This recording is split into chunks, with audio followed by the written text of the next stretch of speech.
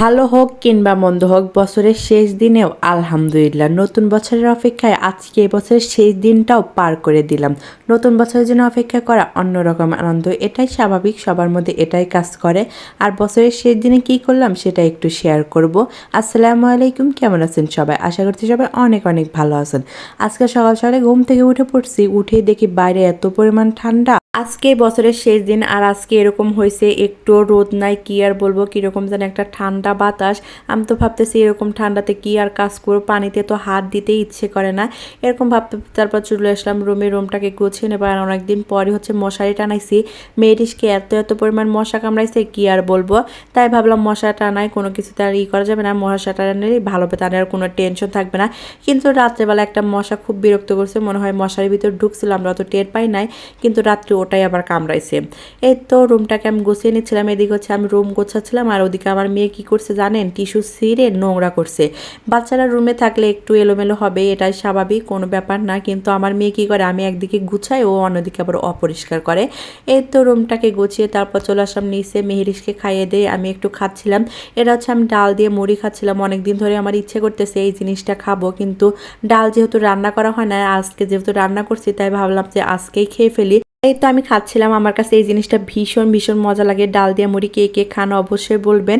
আর এদিকে আমি বাইরে দেখতেছিলাম, বাইরে এত পরিমাণ ঠান্ডা, আমিও মুড়ি খাচ্ছিলাম দেখে আমার মেয়েও খাচ্ছিলাম। এই তো ওকে খাইয়ে দেয় তারপর চলে আসলাম, ওকে একটু পরিষ্কার করে দিলাম, যত ঠান্ডার দিন একটু আগে ওকে একটু পরিষ্কার করে দিলাম, হাত পা মোছাই দিলাম।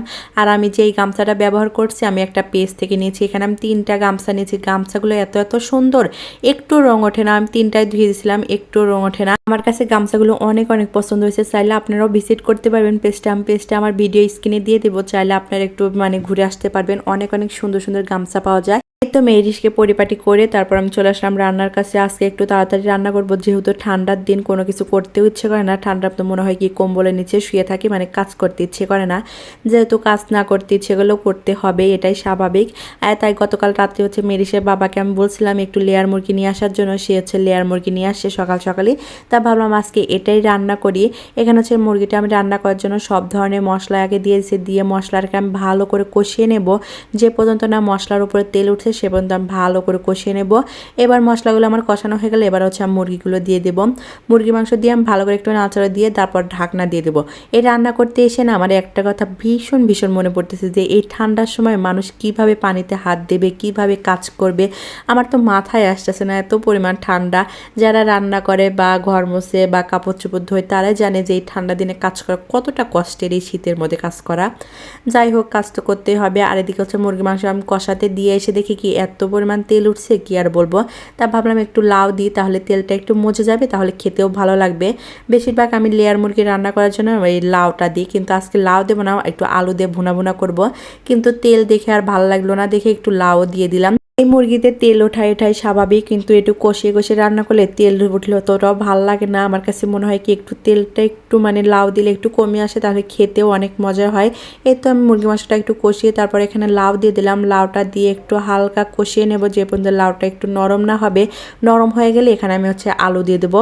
আর এদিকে হচ্ছে আমি একটু চটচটি রান্না করব সবজি দিয়ে। এই রান্নাটা করা একদম ইজি আর খেতেও অনেক অনেক মজার। এখানে হচ্ছে আমি আদা রসুন বাটা দিয়েছি, তারপর হলুদের গুঁড়ো, মরিচের গুঁড়ো, ধনিয়ার গুঁড়ো, লবণ, তেল, তারপর হচ্ছে কাঁচামরিচ আর হচ্ছে পেঁয়াজ। এখানে হচ্ছে ছোটো মাছ যেভাবে রান্না করে সেভাবে সবগুলো মশলাই দিতে হবে, দিয়ে ভালো করে চটকিয়ে মেখে নিতে হবে, যেরকম ছোটো মাছ রান্না করে ঠিক সেরকমভাবে মাখানো হয়ে গেলে এখানে হচ্ছে সবজি দিয়েছি। এখানে হচ্ছে আমি কয় ধরনের সবজি দিয়েছি, 5-6 রকমের সবজি দিয়েছি। দিয়ে এখানে হচ্ছে ভালো করে আমি সবজিগুলো আগে মাখিয়ে নিচ্ছি। শীতের সময় এই জিনিসটা রান্না করলে না আরও বেশি মজা হয়, তাই আমার শাশুড়ি বলতেছে কি এই জিনিসটা রান্না করার জন্য। আর যেহেতু বেশি কিছু করব না, মুরগি মাংস আর এটা রান্না করলে আমাদের হয়ে যাবে, তাই হচ্ছে আমি এখানে সবজিটা রান্না করা নিচ্ছি। আর এখানে হচ্ছে আমি একটু লাউ শাকও দিয়েছি, লাউ শাক দিলে এটা আরও ভীষণ মজা লাগে, কিন্তু এটাতে যদি একটু সরিষা বেটে দেওয়া যায় তাহলে এই রান্নাটা খেতে আরও ভীষণ ভীষণ মজার, মনে হয় কি অন্যরকম একটা স্বাদ পাওয়া যায় সরিষা যদি একটু বেটে দেওয়া যায়। কিন্তু আমার কাছে সরিষা ছিল না দেখে আমি আর দেই নাই, তাই আমি এভাবেই রান্না করে নিচ্ছিলাম।